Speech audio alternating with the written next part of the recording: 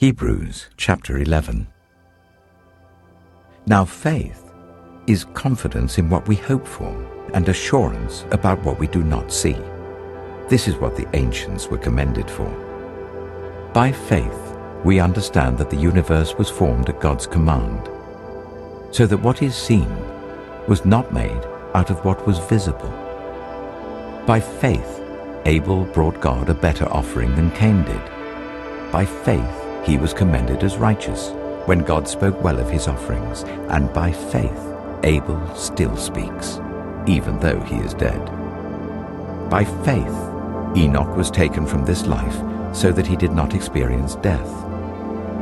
He could not be found because God had taken him away. For before he was taken, he was commended as one who pleased God. And without faith, it is impossible to please God, because anyone who comes to him must believe that he exists, and that he rewards those who earnestly seek him. By faith, Noah, when warned about things not yet seen, in holy fear built an ark to save his family. By his faith, he condemned the world and became heir of the righteousness that is in keeping with faith. By faith, Abraham, when called to go to a place he would later receive as his inheritance, obeyed and went, even though he did not know where he was going. By faith he made his home in the promised land like a stranger in a foreign country. He lived in tents, as did Isaac and Jacob, who were heirs with him of the same promise. For he was looking forward to the city with foundations, whose architect and builder is God.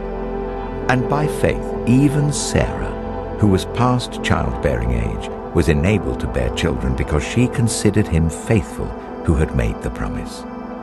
And so from this one man, and he as good as dead, came descendants as numerous as the stars in the sky and as countless as the sand on the seashore. All these people were still living by faith when they died. They did not receive the things promised.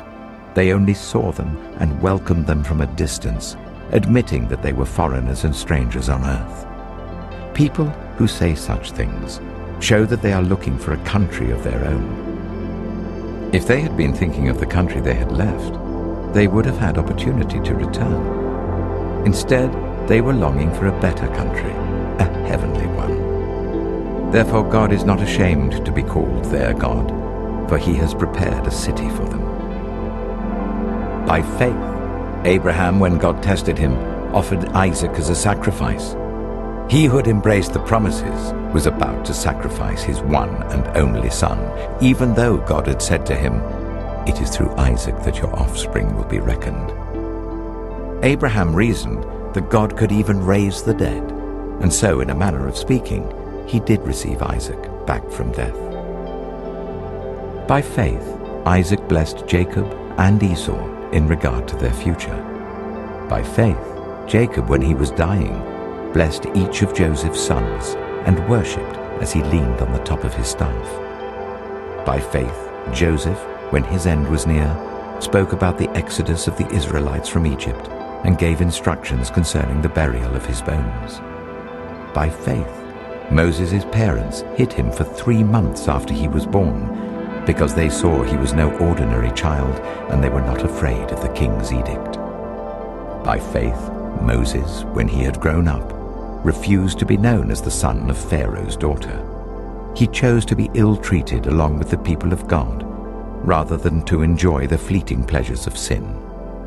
He regarded disgrace for the sake of Christ as of greater value than the treasures of Egypt, because he was looking ahead to his reward.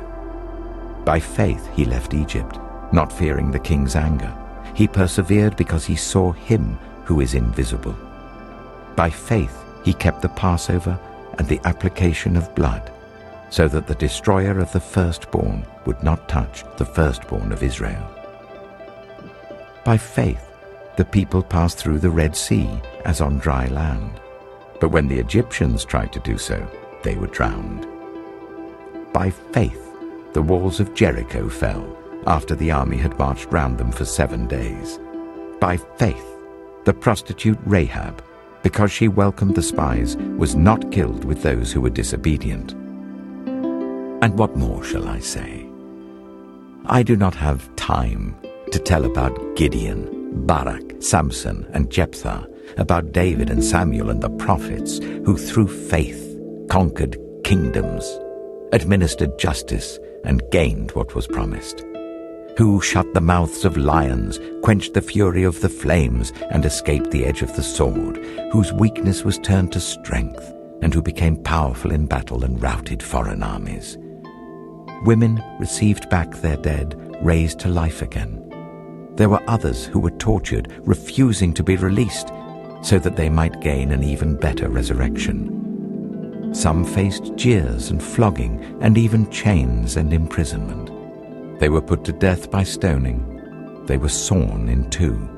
They were killed by the sword. They went about in sheepskins and goatskins, destitute, persecuted and ill-treated. The world was not worthy of them. They wandered in deserts and mountains, living in caves and in holes in the ground. These were all commended for their faith, yet none of them received what had been promised, since God had planned something better for us, so that only together with us would they be made perfect.